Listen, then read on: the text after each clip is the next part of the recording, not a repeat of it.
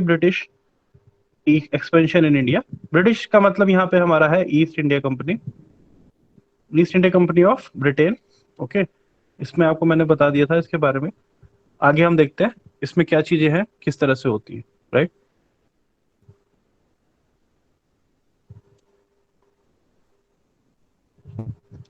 सबसे पहली चीज, इनको जरूरत क्या पड़ी यहाँ पे आने की, इंडिया में आने की इनको जरूरत क्या पड़ी, इसको थोड़ा सा आप समझने की कोशिश कीजिए। आप देख सकते हैं मैप पे, ये देखिए मैप पे, ये ऑटोमन एम्पायर के बारे में बता रहे हैं। ऑटोमन एम्पायर में क्या हुआ था कि 1300 से 1359 तक इन्होंने काफी हिस्सा कब्जा लिया था, और खासतौर से 1359 से 1451 के आसपास जो था, इन्होंने और एक्सपेंशन करा। ये अलग अलग कलर से दिखा रहे हैं कि कौन कौन सी जगह पे एक्सपेंशन किया। अब ये जो पॉइंट है, this point, just a second, this point,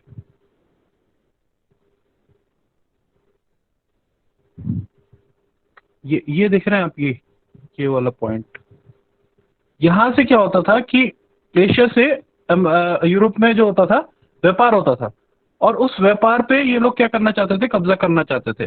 तो मैं कोशिश कर रहा हूँ आपको दिखाने की प्रॉपर। ये देख रहे हैं आप, ये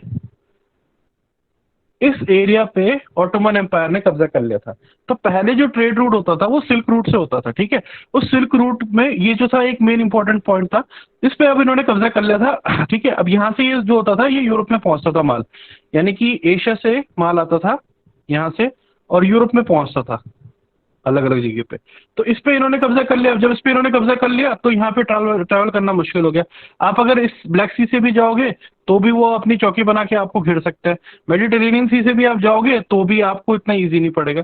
तो यहाँ पे जब इनका रास्ता बंद हुआ यूरोपियंस का, पहले से ट्रेड चलता आ रहा था, पर जब यहाँ पे बंद हुआ रास्ता, तब फिर इन लोगों ने क्या करा, वापस आना शुरू करा, ठीक है।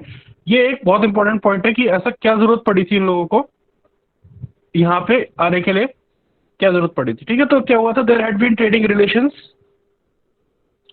ट्रेडिंग रिलेशंस इन लोगों के चल रहे थे, ठीक है। एशियन टाइम से था, लैंड रूट से था। बट 1453 में ये चीज हुआ। 1453 में जब ऑटोमन तुर्क्स ने इस पे कब्जा कर लिया, याद रखिएगा, तो फिर ऐसा जरूरत पड़ी इनको यहाँ पे आने की। और मेन इसमें जगह का याद रखेंगे नाम, ये यहाँ पे, ये वाला पॉइंट जो है, ये सबसे इंपॉर्टेंट पॉइंट है, ठीक है। और इसकी वजह से क्या हुआ, यूरोपियंस को नया रास्ता ढूंढने की जरूरत पड़ी। तो यही हमारे पॉइंट का आंसर है कि ऐसा क्या था जिसकी वजह से इनको यहाँ पे आना पड़ा, उसका रीजन ये था। ओके, नाउ लेट्स सी आगे ये चीजें किस तरह से अनफोल्ड होती है। अब ये देखो, इस रूट को थोड़ा सा ढंग से समझने की कोशिश कीजिएगा, ये रूट बहुत इंपॉर्टेंट है। इसको हम देखते हैं, जस्ट अ सेकेंड। ओके, इस रूट को देखिए ध्यान से। ये रूट आप जूम करके मैं आपको दिखाता हूँ। यहाँ से आप देखो, इससे चलना शुरू होता है, ठीक है। ये चाइना से ट्रेड करते थे, और इस वाले रास्ते से, आई होप आप सबको दिखाई दे रहा होगा, दिख रहा है बच्चे सबको, यस सर। क्लियर दिख रहा है, ठीक यस है। सर। इ- इस रूट से ये लोग यहाँ पे इंडिया में और चाइना में ट्रेड करते थे, ठीक है। अब क्या होता है, ये यहाँ से जाते थे, यहाँ से आप देखिए, ये यहाँ से होते हुए जाते थे। ये पूरा का पूरा इलाका पड़ता है, ये यहाँ से भी आके इंडिया से ट्रेड करते थे, Tajikistan, Turkmenistan, Iran, Afghanistan, Uzbekistan, ये देखो, ये पूरा सिल्क रोड है, और ये पूरा रेगिस्तानी इलाका था। तो यहाँ से कैमल्स पे ये लोग जो थे चलते थे, इराक होते हुए, सीरिया होते हुए, टर्की होते हुए यहाँ पहुंचते थे इस्तांबुल पे। तो यही वो पॉइंट था जिन्होंने इसको ब्लॉक कर दिया था, जिन्होंने, तुर्क लोगों ने, ऑटोमन एम्पायर ने। इसको ब्लॉक करने की वजह से यहाँ से पूरा का पूरा ट्रेड रुक गया था। अदरवाइज इटली जो था, यानी कि आप समझ रहे हैं, इटली ये सबसे पहले से यहाँ से ट्रेड करता था। इटली और स्पेन जो थे वो पहले से ट्रेड करते थे। इसका रीजन क्या है कि ये ईस्टर्न साइड पे पड़ जाता है, और जो बाकी कंट्री है वो वेस्टर्न यूरोप में पड़ जाता है। ये पूरा का पूरा रूट हमारा जो ट्रेडिशनली चलता था, ठीक है। बट क्या हुआ कि जब तुर्कमेनिस्तान यानी तुर्कियों ने इस पे कब्जा कर लिया, तो फिर हमें एक रूट बदलने की, मतलब हमको नहीं, यूरोपियंस को बेसिकली रूट बदलने की जरूरत पड़ी। अब देख सकते हैं यूरोप, ये यूरोप का इलाका है पूरा, दिस इज यूरोप, और यहाँ से इन लोगों को फिर आने की जरूरत पड़ी, ठीक है। ये सिल्क रूट से मैंने आपको समझाने की कोशिश की। अब हम आते हैं इस पे। 1492 में क्या हुआ, कोलंबस ने जो था इंडिया के लिए, सॉरी, कोलंबस ने कहाँ के लिए, कोलंबस कहाँ का था, पहली चीज स्पेन का था। स्पेन से वो चला, कहाँ के लिए चला वो स्पेन से? इंडिया के लिए चला, पर इंडिया की जगह उसने अमेरिका को ढूंढा। अब उसके लिए आपको उस मैप को समझना पड़ेगा। ये स्पेन है, यहाँ स्पेन से उसने चलना शुरू करा, तो वो यहाँ से अफ्रीका का चक्कर लगा के नहीं आया, ऊपर से जा नहीं सकते, वो आपको पता ही है, क्योंकि वहाँ पे उस टाइम पे इस तरह की फैसिलिटीज नहीं थी, वहाँ पे आइस वगैरह होती थी, उस वजह से वो लोग नहीं आ पाते थे। तो वो यहाँ से आना शुरू करा, और सीधे सीधे चलते चलते वो पहुंच गया कहाँ पे, यहाँ पे,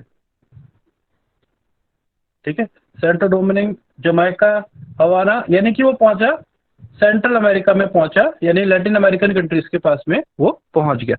तो ये शुरुआत होती है उन लोगों के यहाँ पे आने की, ठीक है। अब 1498 में फिर पहला एफर्ट होता है, 1492 में दूसरा एफर्ट होता है, 1498। इसके बीच में और भी कई एफर्ट हुए, पर वो इतना ज्यादा सक्सेसफुल नहीं हो पाए। तो फिर वास्को ड गामा जो था वो इंडिया में पहुंचता है। कौन सी कंट्री का था? पोर्चुगीज था, वो पुर्तगाली था। वो इंडिया में नए ट्रेड रूट ढूंढता है और वो यहाँ पे आना शुरू करता है, ठीक है। पूरे अफ्रीका का चक्कर काटता है। सबसे पहले कहाँ पहुंचता है? कालीकट, केरला में पहुंचता है 1498 में, ठीक है। और 1526 में मुगल्स आता है, ये आपको पहले ही बताया जा चुका है, राइट। तो ये चीजें इसमें घटती हैं, ओके। आगे देखते हैं चीजों को।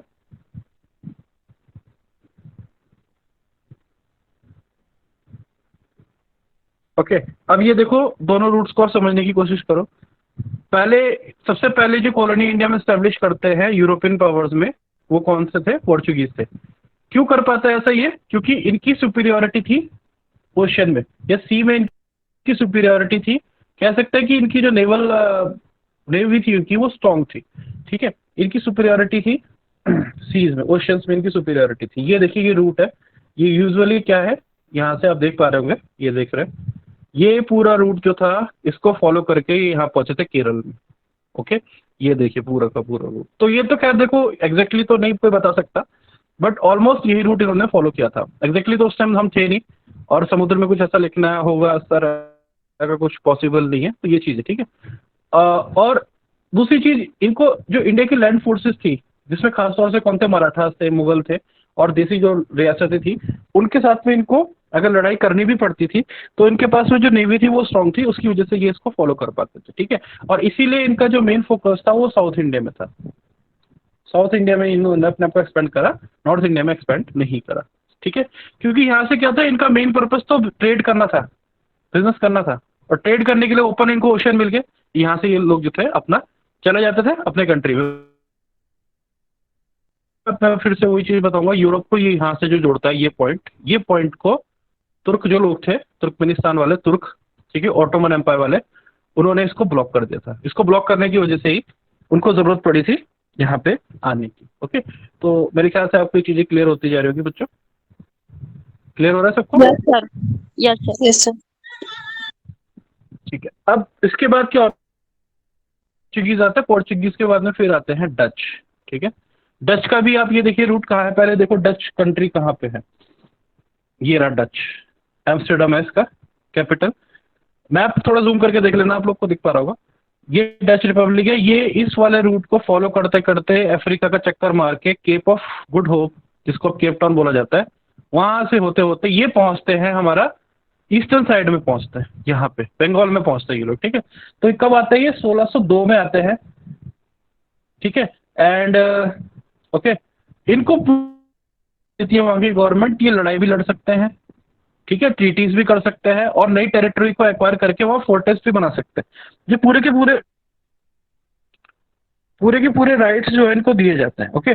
पूरा का पूरा ये राइट्स इनको दिए जाते हैं कि ये जो भी करना चाहे इंडिया में, ये उन चीजों को प्रॉपरली कर सकते हैं, ठीक है। ये पूरे राइट्स के साथ में यहाँ पे आता है। ये हमने कंपैरिजन पहले भी देख चुके हैं इस बार।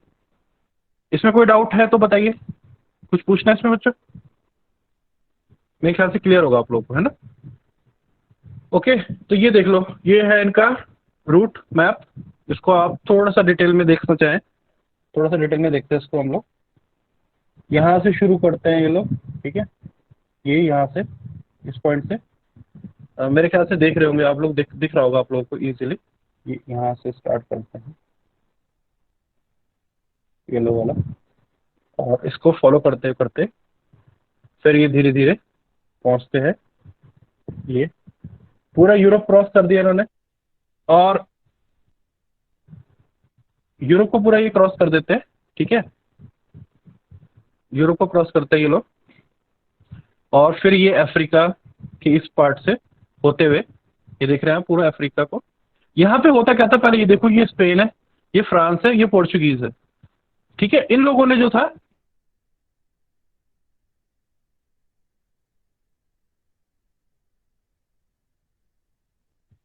इन लोगों ने क्या कर रखा था, इन्होंने इस ओशियन को जो था, ये देखो इस पे, ये यूनाइटेड किंगडम में यूके है, ये यहाँ से डच लोग ये आते थे, ठीक है।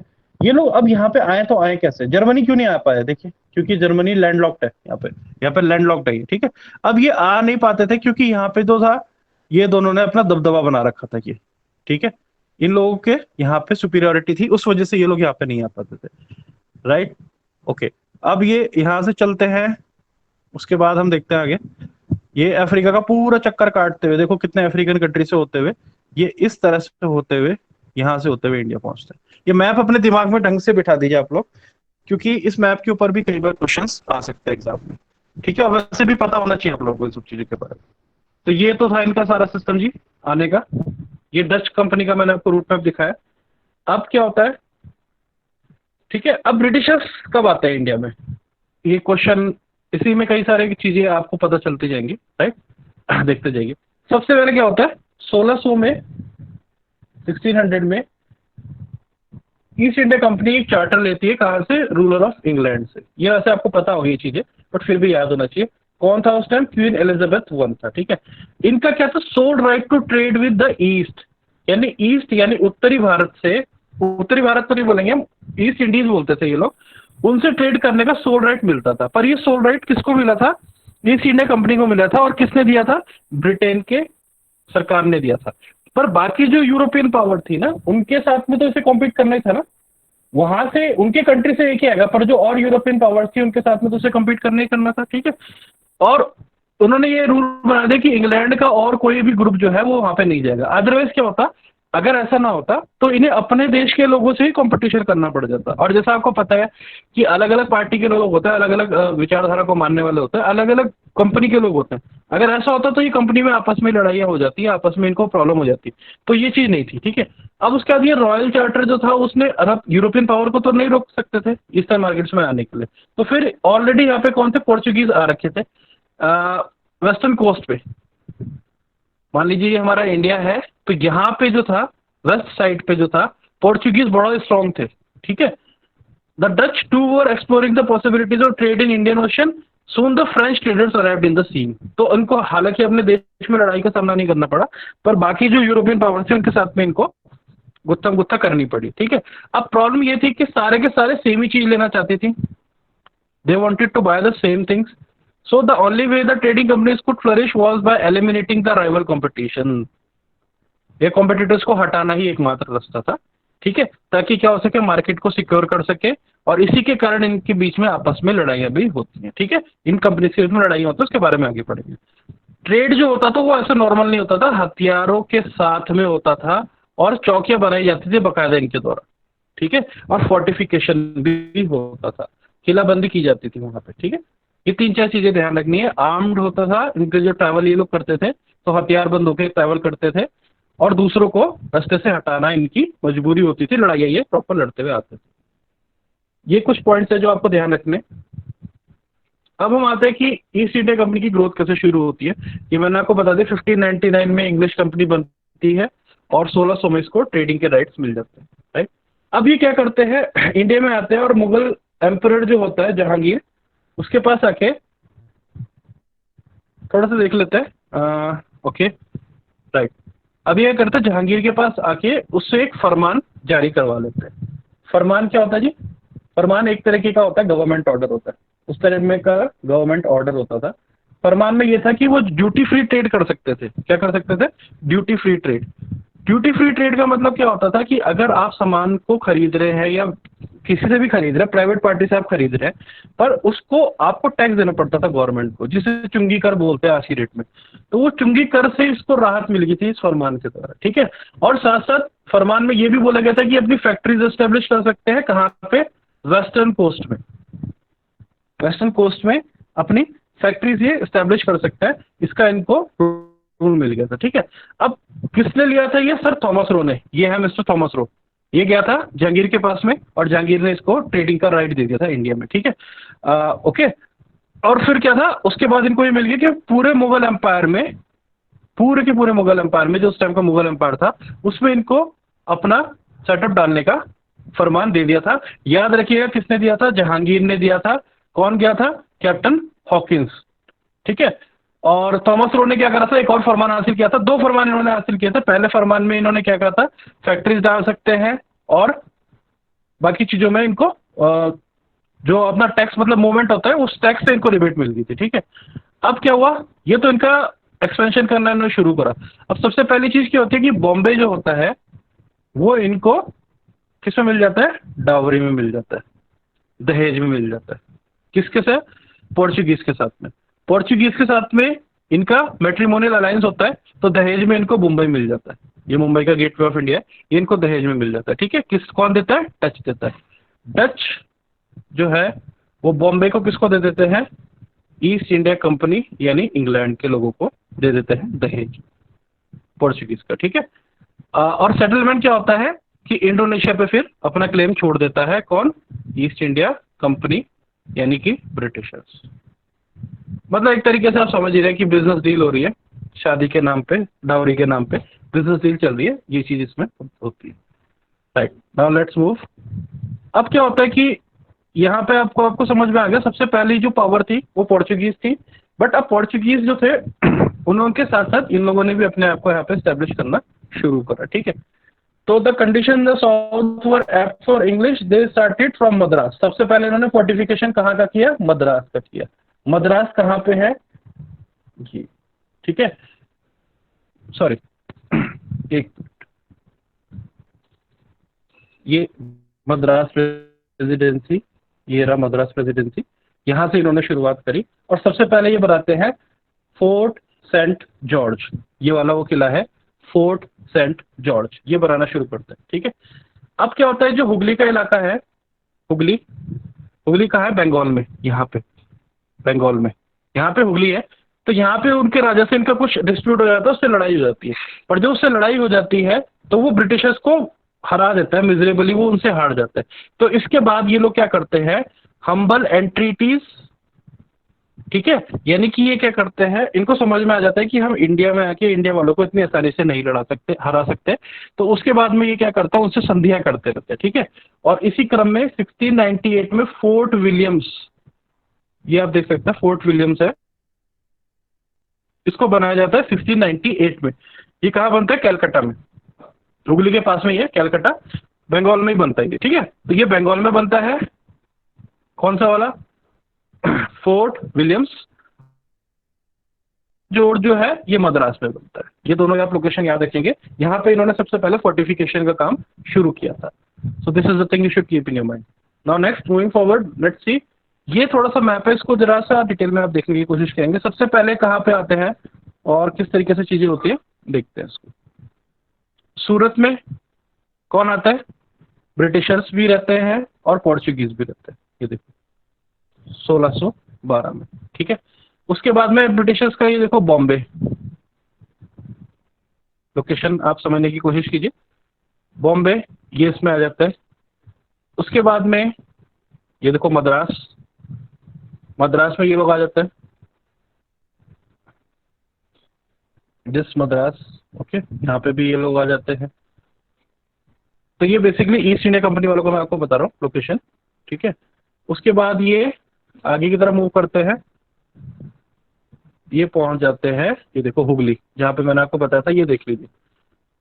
मेरे ख्याल से आप क्लियरली देख पा रहे होंगे मैप को, okay. So now let's see, ये देखो हुगली, यहाँ पे इनकी लड़ाई होती है अंग्रेजों की, यहाँ से ये सबक सीखते हैं, ये इनका मैप है, ठीक है। और उसके बाद में ये कैलकाटा में 1690, 1690, वही 1690, ये यहाँ पे ये देखो सारे के सारे एक लाइन में है, ये प्रॉपर अरेंज है, ठीक है। तो ये सारा का सारा इस मैप के थ्रू आप समझने की कोशिश करें। ओवरव्यू में अगर मैं आपको दिखाऊं तो ब्रिटिशर्स का अगर आप ओवरव्यू में देखेंगे तो ये कहाँ कहाँ जाते हैं, मेन इनके जो सेंटर रहते हैं वो रहता है कैलकाटा, बॉम्बे जो इन्हें दहेज में मिलता है, और मद्रास। यहाँ पे है। सर हाँ जी, ये सर बॉम्बे मतलब क्यों इनको दहेज में मिलता है?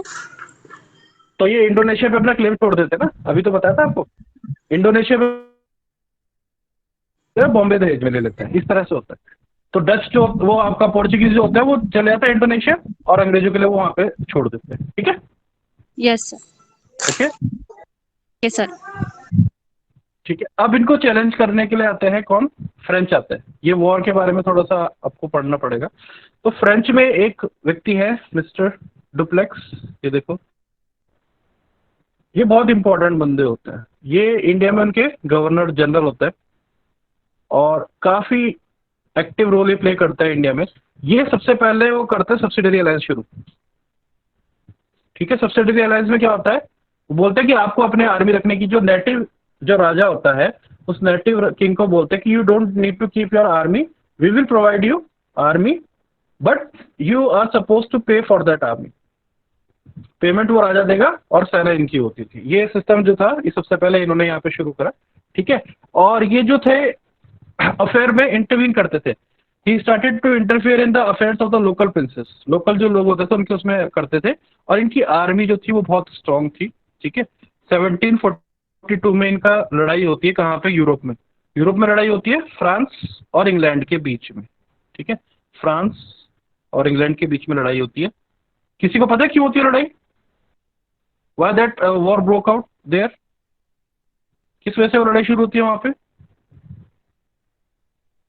उसका रीजन ये है, the war of Austrian succession. ठीक है, थोड़ा सा ध्यान से इसको पढ़ लीजिए। ये है रानी, ठीक है, इनकी गद्दी को पाने के लिए इनकी यहाँ पे लड़ाई होती है। कैसे होती है मैं मैप में आपको एक्सप्लेन करता हूँ। गिव मी अ सेकंड, मैं मैप में एक्सप्लेन करता हूँ आपको चीजें।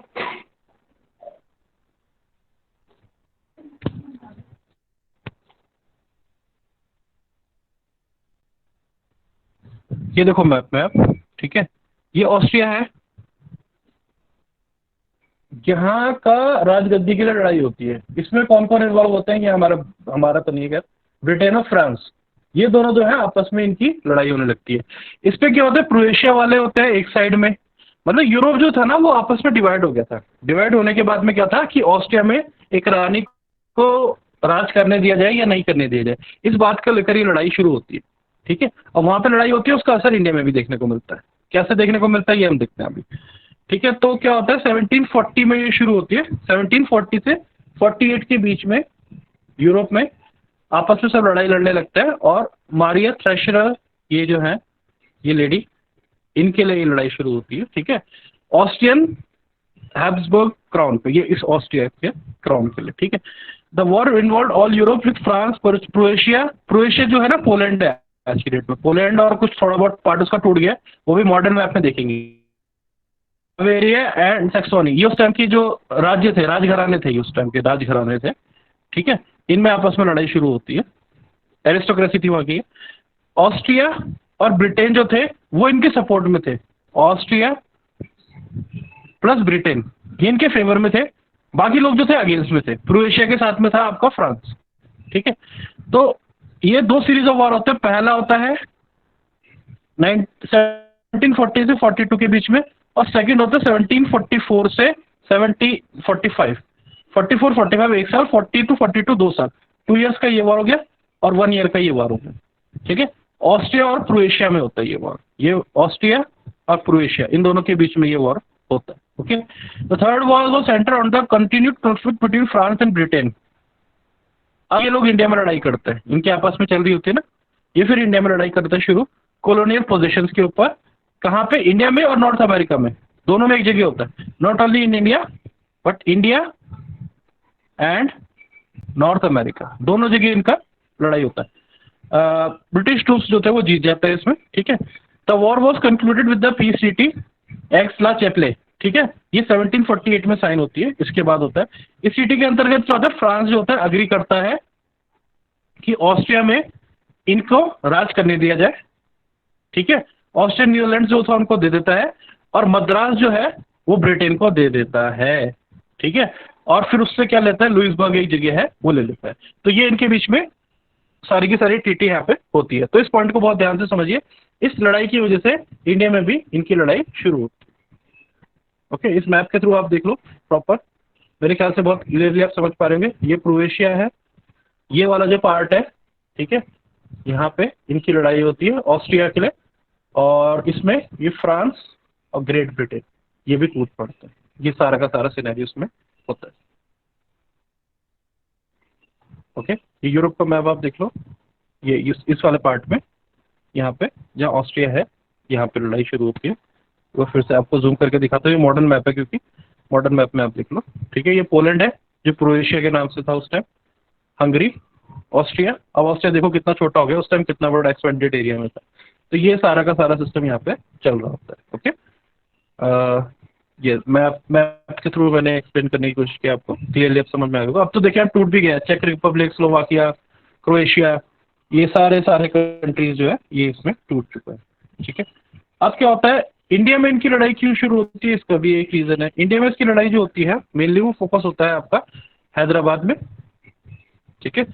ये हैदराबाद और कर्नाटक, ये दो रीजन में इनकी लड़ाई होती है। आपने पहले ही देख लिया कि इनका एक्सपेंशन कहाँ, पहले तो देखो लड़ाई होती है किसके बीच में, फ्रांस एंड इंग्लैंड। लड़ाई किसकी करवाते हैं, नेटिव जो प्रिंसेस है उनकी लड़ाई करवाते हैं। जो नेटिव इंडिया के जो राजा है उनकी लड़ाई होती है, और उनकी लड़ाई के बीच में ये लोग कूद पड़ते हैं। लड़ाई का क्या सिनेरियो होता है, निजाम जो थे हैदराबाद के, यहाँ के जो निजाम थे, उनकी जब डेथ होती है तो उनका बेटा होता है नासिर जंग। नासिर जंग को राजा बनाया जाता है, पर उनको मुजफ्फर जंग जो है वो चैलेंज करता है, वो ग्रैंडसन होता है निजाम का, ठीक है। यानी निजाम के बेटे को क्राउन मिला और उनके पोते ने उसको चैलेंज करा, ग्रैंडसन ने उनको चैलेंज करा, ठीक है। दो पार्टी बन गई यहाँ पे। सेम कर्नाटक एरिया में भी होता है। कर्नाटक में क्या है, जो चंदा साहेब है, ठीक है, वो किसके खिलाफ कर रहे थे, नवाब अनवरुद्दीन के खिलाफ। कर्नाटक में अनवरुद्दीन को जो था सत्ता मिली थी, और उनके खिलाफ कौन थे, चंदा साहब, ठीक है। अब क्या हो गया, दो पार्टी बन गई, इंडियन ग्रुप साइड में दो पार्टी बन गई। अब इन इंडियन साइड की दो पार्टियों को, एक तरफ फ्रांस को सपोर्ट करा एक पार्टी को इंग्लैंड ने सपोर्ट करा।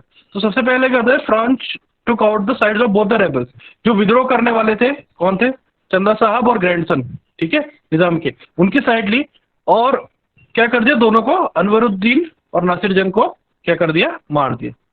इन्होंने अनवरुद्दीन और नासिर जंग को ठीक है, मार दिया। मारने के बाद में क्या हो गया, अब इंग्लिश जो थे वो उनकी साइड से आ गए। अब ऐसा तो नहीं कि वो दो ही लोग आपस में लड़ रहे थे, उनकी पूरी पार्टी थी और भी उनके सपोर्ट में लोग थे। तो वो लोग इंग्लिश जो थे उन्होंने फॉरेन की साइड ली, और उन्होंने दोबारा इनसे लड़ाई करनी शुरू करी। अनवरुद्दीन के बेटे की तरफ से वो लड़ने के लिए आ गए। अब जो लड़ाई हुई उसमें इंग्लिश साइड जीत गई। इसमें एक नाम आता है रॉबर्ट क्लाइव का, बहुत ही, इसको बोलते हैं कि he was a very able fighter, general था ये, बहुत एबल। और ये क्या करता था, सामदान दंड की नीति पे चलता था। ये उनको लड़ा देता था, और लड़ाने के लिए क्या करता था, दूसरे बंदे की टीम को अपनी टीम में मिला लेता था। वो मैं अभी डिटेल में आपको बताता हूँ, ठीक है। तो फिर क्या होता है, ये ऐसा होता है, अब इनकी आपस में लड़ाई होती है। 3 वॉर होते हैं कर्नाटक के, 3 वॉर्स ऑफ कर्नाटक होते हैं। कर्नाटक एरिया में 3 वॉर्स ऑफ कर्नाटक होते हैं। और फाइनली इसमें क्या होता है, ब्रिटिशर्स जो इंग्लैंड वाले हैं ये लोग जीत जाते हैं। इंग्लैंड वाले जब जीत जाते हैं तो फिर वापस क्या करना पड़ता है, वो टीटी करते हैं। और टीटी में क्या होता है, डुप्लेक्स को वापस बुला लेते हैं, क्योंकि डुप्लेक्स ही था इंडिया में जो बहुत एक महत्वाकांक्षी था और लगातार एक्सपेंशन की तरफ बढ़ रहा था, ठीक है।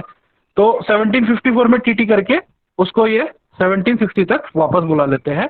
और बैटल ऑफ वॉन्डी वॉश में जो फ्रेंच है इनका पूरी तरीके से सफाया हो जाता है। और क्योंकि इनका पूरी तरीके से सफाया हो जाता है तो फिर कौन बन जाते हैं इंडिया में मास्टर, सोल मास्टर, अकेले मास्टर जो होते हैं वो ब्रिटिशर्स बन जाते हैं। तो ये 3 वॉर्स ऑफ कर्नाटक और ऑस्ट्रिया के सक्सेशन के जो है, इस पे कई क्वेश्चंस आते हैं, तो ये पॉइंट आपको समझना है और प्रॉपरली करना है, ठीक है। ये कुछ इस तरह की लड़ाई थी। ये देखो दोनों टीम ने बहुत अच्छे से इसको एक्सप्लेन किया हुआ है। ये देखो, एक साइड हो गया फ्रांस, एक साइड हो गया इंग्लैंड। ये किसकी साइड हो गया, ठीक है। डुप्लेक्स ने क्या करा, वादा करा कि मैं लड़ाई लड़ूंगा और तुर्क को वापस दिलाऊंगा। अनवरुद्दीन को प्रॉमिस करा कि वो मद्रास उसको वापस दिलाएगा, पर लड़ाई जीतने के बाद में ऐसा कुछ भी उसने नहीं किया, ठीक है। और तो फिर अनवरुद्दीन ने क्या करा, ब्रिटिश से हेल्प की। तो ये समझना पड़ेगा आपको, कुल मिला के आपस में लड़ा के ये अपना स्वार्थ सिद्धि करने की कोशिश कर रहे थे। ये चीज आप देख लेंगे, थोड़ा बहुत इसमें जो इधर उधर है वो आप देखना। अब आता है कि थर्ड कर्नाटिक वॉर इंपॉर्टेंट क्यों है हमारे लिए, क्योंकि थर्ड कर्नाटिक वॉर में बहुत सारी चीजें होती है। ठीक है, थर्ड कर्नाटिक वॉर क्या हो रहा है, पहले फैक्ट वही है कि फ्रेंच और ब्रिटिश के बीच में होता है। इसमें काउंट दे लेले फ्रेंच का जनरल था और ब्रिटिश का था आरे कुट। ठीक है, ये इनके नाम आप याद रख लीजिए, क्वेश्चन कई बार इनके ऊपर आ जाता है। कब हुआ, 1757 से 1763, कितने साल हो गए, लगभग 6 साल चला था। ठीक है, कहाँ हुआ था, कर्नाटक में, साउथ इंडिया में, और जीता कौन था, ब्रिटिश। ठीक है, हुआ क्यों था ये आपको पता चल गया। यूरोप में 7 ईयर वॉर शुरू हो गया था। ठीक है, जिसमें इंग्लैंड और फ्रांस आपस में लड़ाई लड़ रहे थे। ठीक है, तो हर जगह उनकी लड़ाई चल रही थी। और एक और इसमें पॉइंट होता है कि 1757 में बैटल ऑफ प्लासी होता है, जिसकी वजह से ब्रिटिश फोर्सेस की जो होती है सुपीरियोरिटी यहाँ पे स्टैब्लिश हो जाती है। फ्रेंच का जो था यहाँ पे स्ट्रॉन्ग बेस नहीं था इतना ज्यादा, पौंडीचेरी के अलावा उनके पास स्ट्रॉन्ग बेस नहीं था, जबकि इनके पास और भी थे। बट फ्रेंच ने क्या करा, काउंट डे लेले के अंतर्गत में सेंट जॉर्ज, जो मद्रास में था ना, सेंट जॉर्ज आपको दे देगा, मद्रास में था, इसके ऊपर कब्जा कर लेते हैं।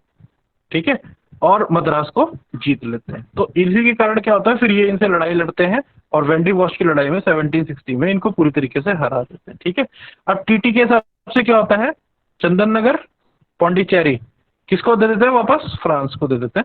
बट फ्रांस को बोल देते हैं अब एक्टिव आर्मी नहीं रखोगे, फोर्टिफिकेशन नहीं करोगे, ठीक है, और अपने ट्रूप्स भी एक लिमिट के अंदर ही रखोगे, उससे ज्यादा ट्रूप्स आप नहीं रखोगे, और सिर्फ उनको बिजनेस करने की परमिशन दी जाती है। और उनको सिक्योरिटी कौन देंगे, ब्रिटिशर्स देंगे। तो कहने का मतलब ये टीटी करके, संधि करके उनके हाथ पांव पूरी तरीके से इंडिया में काट दिए जाते हैं, और पूरा का पूरा जो रूल होता है वो आपका ईस्ट इंडिया कंपनी के हाथ में आ जाता है। ओके, कर्नाटिक वॉर के रिजल्ट देखो, ये भी इंपॉर्टेंट है। ठीक है, इंडिया में एम्पायर बनाना चाहते थे, पूरी तरीके से हार गए इसमें। ब्रिटेन जो था वो Paramount European power in India के रूप में सामने उभर के आई। ठीक है, and British colonial rule India में स्टैब्लिश होने की यहाँ से शुरुआत होती है। फ्रेंच की फेलियर होने के पीछे कारण क्या था, ब्रिटिश की नेवल स्ट्रेंथ जो थी सुपीरियर थी। ठीक है, और वो सोल्जर्स यूरोप से फटाफट ला सकते थे। ठीक है, यानी इनके पास बैकअप था, या रीइंफोर्समेंट इनके पास इजीली पहुंच सकता था। जबकि और बंगाल के ऊपर भी इन्होंने अपना नियंत्रण स्टैब्लिश कर लिया था 1757 में बैटल ऑफ प्लासी के बाद में। ठीक है, फ्रेंच आर्मी की फिर इन्होंने कंपैरिजन करा कि इनके फोर्सेस कितनी थी। ठीक है, बट वही रीजन था इसमें, मेन यही था कि इनके पास 3 इंपॉर्टेंट पोर्ट्स है, एक मद्रास, बॉम्बे एंड कलकत्ता, जो मैंने आपको मैप में दिखा दिया। 3 जगह इनके स्ट्रॉन्ग बेस थे, पर फ्रेंच के पास में सिर्फ पौंडीचेरी था, तो वो पौंडीचेरी को खो नहीं सकते थे। अगर इनको एक पोस्ट चला भी जाता था तो इनके पास रीइंफोर्समेंट और बैकअप के लिए दूसरे प्लान थे, दूसरी जगह से ये अपने आप को स्ट्रेंथन कर सकते थे। ठीक है, ये कुछ रीजन थे जिसकी वजह से ये लड़ाई हुई। और इसमें नाम याद रखिएगा रॉबर्ट क्लाइव का, स्ट्रिंजर लॉरेंस और आयरे कोट, ये लोग थे जिनकी वजह से ये लोग इस मैच को, इस गेम को, इस वॉर को जीत पाते। ठीक है, ये चीजें याद रखनी है आप लोगों ने। ओके, अब क्या हुआ, वापस आता है, जब इनको फरमान मिल गया तो फरमान मिलने से इन लोगों ने क्या करा, खास तौर से इसका जो सबसे गलत प्रभाव पड़ा था वो बंगाल पे पड़ा था। ठीक है, क्यों, क्या होता था, फरमान जो था या दस्तक से छूट, दस्तक मतलब वही था चुंगी का, दस्तक देखो, neither did they have to pay Dastak for the movement of such goods, however these were misused by the company servants। ठीक है, यानी कि जो ये बंगाल के नवाब है, ये बंगाल के नवाब है, तो अब आप ये देखो, यहाँ पे दिल्ली है मुगल्स की, और यहाँ पे बंगाल है, कितना दूर है आपको पता ही है, कई, मेरे ख्याल से कई 100 किलोमीटर का डिफरेंस है।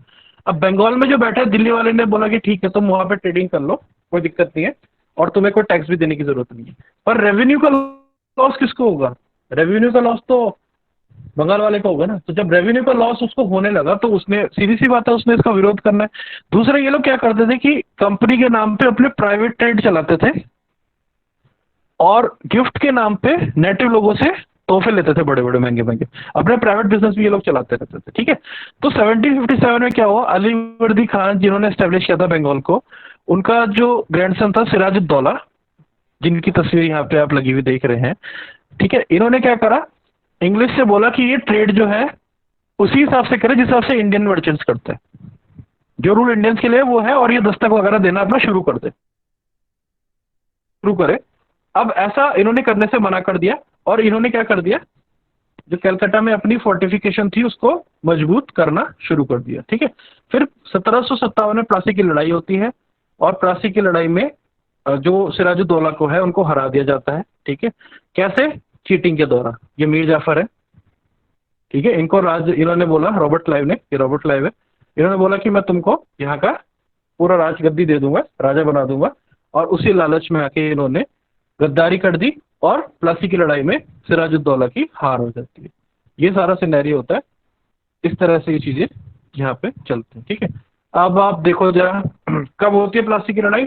23 जून 1757, 57 में ईस्ट इंडिया कंपनी जीत जाती है। ठीक है, और उसके बाद 200 साल तक, लगभग 200 साल तक इंडिया के बहुत बड़े हिस्से पे ब्रिटिश का रूल आ जाता है। ठीक है, ओके, अब ऐसा क्यों होता है? ऐसा सिर्फ होता है एक ही कारण से, मीर जाफर की गद्दारी की वजह से। मीर जाफर है, उसमें जगत सेठ है, जगत सेठ एक बैंकर थे, उनको बेनिफिट दिखा कि अगर ये चला जाएगा तो जब फॉरेन पार्टीज आएगी तो मैं उससे पैसा ज्यादा कमा सकूंगा, उसको भी फायदा दिखा, तो ये सारी की सारी चीजें इसमें होती है। ठीक है, रॉबर्ट क्लाइव होता है इसमें एक साइड, और एक साइड होता है नवाब ऑफ बंगाल सिराजुद्दौला। ठीक है, और उनके फ्रेंच ट्रूप भी थे, क्योंकि उस टाइम क्या था, ऑप्शन खुले हुए थे कि आप किसी भी फॉरेन पावर के साथ में कनेक्ट हो सकते थे। कुछ लोग अंग्रेजों के साथ जाते थे, कुछ डच के साथ जाते थे, कुछ फ्रेंच के साथ जाते थे अपने आप को स्ट्रेंथन करने के लिए। ठीक है, और ये डिसाइसिव इवेंट था। ठीक है, ओके, और उस टाइम पे जब ये लड़ाई हुई थी तो आलमगीर सेकंड जो थे वो मुगल बादशाह थे। ये चीजें आपको याद रखनी है। इस मैप में आप ये देखो, कैलकाटा है, ये प्लासी है, मुर्शिदाबाद जो थी वो उस टाइम की कैपिटल थी। ओके, तो ये सारा का सारा सिनेरियो उसमें होता है, और इस लड़ाई में ये लोग हार जाते हैं। अब हारने के बाद क्या चीज होती है? प्लासी की लड़ाई के इफेक्ट क्या क्या पड़ते हैं? इसके दो इफेक्ट पड़ते हैं, एक पॉलिटिकल और दूसरा इकोनॉमिक। पॉलिटिकल क्या होता है? फ्रेंच फोर्सेस हारने लगती है।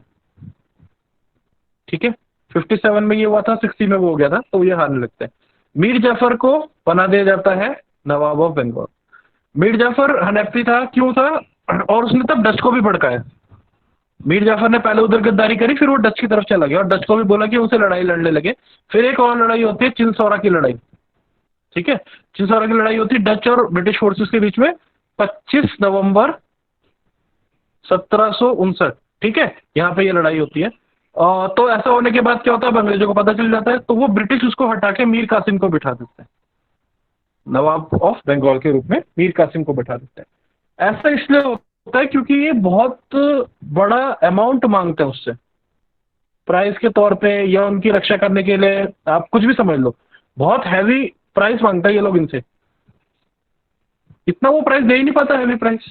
दूसरी चीज क्या होती है कि ये सारे के सारे राइट्स जो थे अपने हाथ में ले लेते हैं। दो तरीके के होते थे, दीवानी और फौजदारी। दीवानी सारे मामले अपने हाथ में लेने का मतलब है सारा का सारा जो रिसोर्स है वो तो ब्रिटिशर्स अपने हाथ में ले लेते हैं, और जो फौजदारी होता है,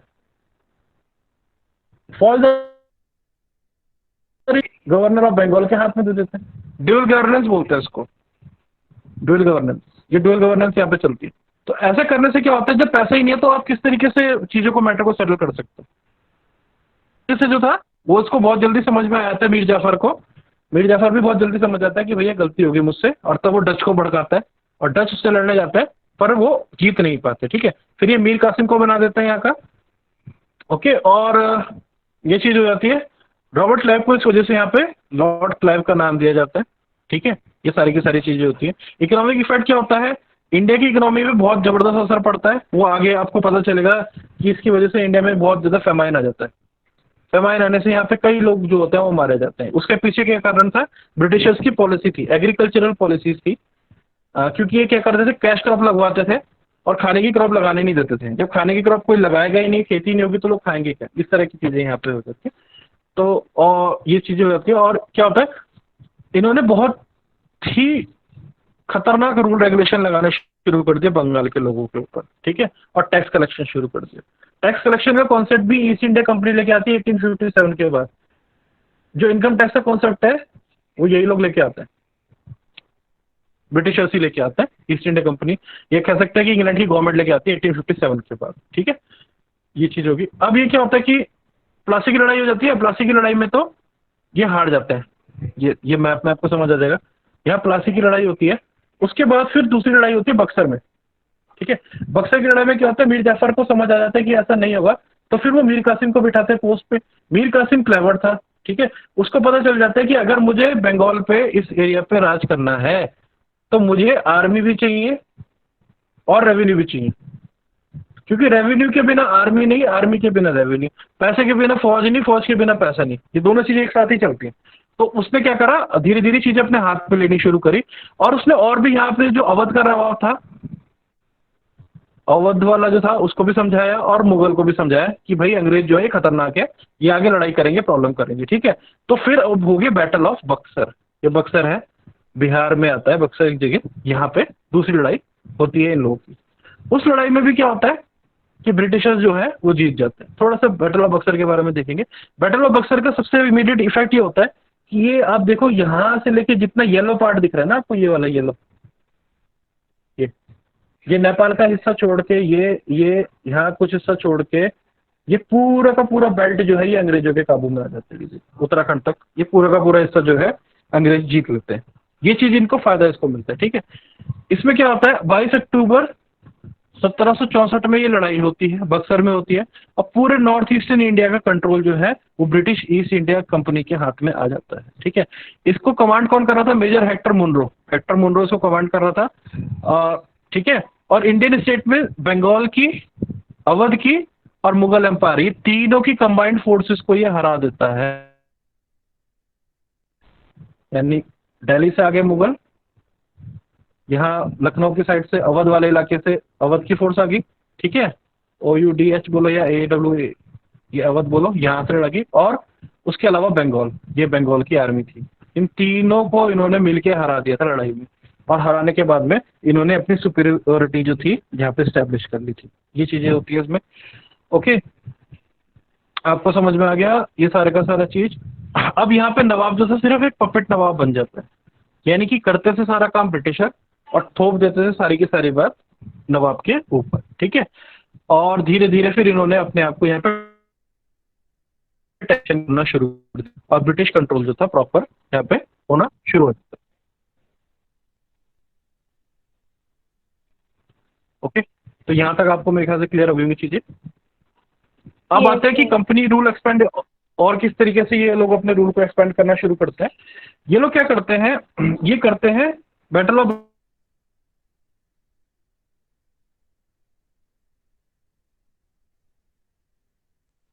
रेजिडेंट अपॉइंट करना शुरू कर देते हैं। रेजिडेंट का मतलब कैसे कि जो राज दरबार है वहां पे अपना एक बंदा भेज देते थे, वो बंदा राज दरबार में बैठता था और ब्रिटिश की पॉलिसी को लागू कराने के लिए उनके मामले में इंटरवीन करता रहता था। Through the residents the company officials began interfering in the internal affairs of the Indian states. ऐसे करके ये लोग उनमें अपनी टांग अड़ाना शुरू कर देते थे। और उसके बाद में क्या होते थे, ये उनको सब्सिडरी अलायंस के लिए फोर्स करते थे। सब्सिडरी अलायंस मैंने आपको बता दिया। सब्सिडरी अलायंस में क्या है कि आप अपनी आर्मी मत रखो, British army will help you, ठीक है, बट आपको उसका पेमेंट करना पड़ेगा। और अगर वो उसका पेमेंट नहीं कर पाते थे, अगर पेमेंट नहीं कर पाते थे तो वो क्या कर देते थे, उनकी जागीरों को अपने कब्जे में ले लेते, यानी कि बहुत बड़ा जो लैंड एरिया होता था उसे अपने कब्जे में ले लेते, ठीक है। ओके, ये चीज होती थी, ठीक है। सब्सिडरी फोर्सेस उनका नाम दिया जाता था, ऐसा उन्होंने करना शुरू कर दिया, ठीक है। अब ये जो है अवध, इंदौर, हैदराबाद, तंजौर, ये मेन राज्य हैं जिन पे सब्सिडरी अलायंस जो थी थोपी गई, और इन लोगों ने उसको एक्सेप्ट किया। मजबूरी में किया, ये किसी भी कारण से किया, पर इन्होंने एक्सेप्ट किया। सबसे पहले जो होता है वो हैदराबाद इसको एक्सेप्ट करता है, ठीक है। सबसे पहले हैदराबाद 1798 में, फिर अवध, फिर आपका 1799 में मैसूर, फिर करता है तंजौर, और फिर अवध। ये क्रोनोलॉजी इनकी याद रखिएगा। सबसे पहले कौन करता है, उसके बाद कौन करता है, उसके बाद कौन करता है, ठीक है। फिर मराठास को भी बाद में इसमें आना पड़ता है। अब इसकी वजह से क्या हो गया, इंडियन आर्मी डिसअबेंडन होने लगी और अनएम्प्लॉयमेंट होना शुरू हो गया। किसान तो पहले ही परेशान था, अब जो आर्मी में जॉब करते थे उनके पास भी कोई संकट आ गया, उनके पास भी रोजगार का कोई अवसर नहीं पता। इसके कारण कई देशों की, कई जो राज्य थे उनकी इंडिपेंडेंस खत्म होगी और वो डिपेंड हो गए ब्रिटिश कंट्रोल के ऊपर। सबसे पहले निजाम ऑफ हैदराबाद थे 1798 में, जिन्होंने इस ट्रीटी को एक्सेप्ट करा। और रॉबर्ट क्लाइव ने ये जो ट्रीटी थी ये अवध में भी लागू की थी। कब की थी, जब इनके साथ में अवध जो था, मैंने आपको बताया अवध स्टेट है 1801 में, ये लॉर्ड क्लाइव ने करी थी, ठीक है। उसको इंट्रोड्यूस किया था वहां पे कि अवध को मराठा से बचाने के लिए हम उनको अपनी आर्मी देंगे। तो इस तरीके का उस टाइम पे चलता था। और अगर अभी भी कंट्रोल नहीं हुआ तो शायद ये स्थितियां दोबारा भी आ सकती हैं। ठीक है, अब क्या करते थे, ये ट्रीटी में आने का ये आइडिया किसने दे रखा था, ये था लॉर्ड वेल्सले का 1798 टू 1805 तक, ये इंडिया के जो बंगाल के गवर्नर जनरल रहे थे। ठीक है, 1798 में हैदराबाद, फिर मैसूर, फिर तंजौर, फिर अवध, फिर पेशवा मराठा, सिंधिया मराठा और गायकवाड़, ये चार फैमिली थी। तो चार में से तीनों ने इनको एक्सेप्ट किया था 1802, 1803 और 1803 में। ठीक है, ये हो जाता था। लॉर्ड वेल्सले ने किया था, फोर्थ गवर्नर थे ये बंगाल के, गवर्नर जनरल ऑफ बंगाल थे। इसको नॉन इंटरवेंशन पॉलिसी थी, दिखाने के लिए कि तो हम इंटरवीन नहीं करेंगे, पर अपना रेजिडेंट बिठा देते थे, और जब रेजिडेंट बैठ जाता था तो वो फिर वो उनके मामलों में इंटरवीन करता था। ठीक है, सबसे पहले ये फ्रेंच ईआईसी के गवर्नर ड्यूप्लेक्स ने लागू की थी इंडिया में। ठीक है, सब्सिडी दे रहे हैं, सबसे पहले उन्होंने लागू की थी इंडिया में। ये कुछ पॉइंट आपको इसमें याद रखने वाले हैं।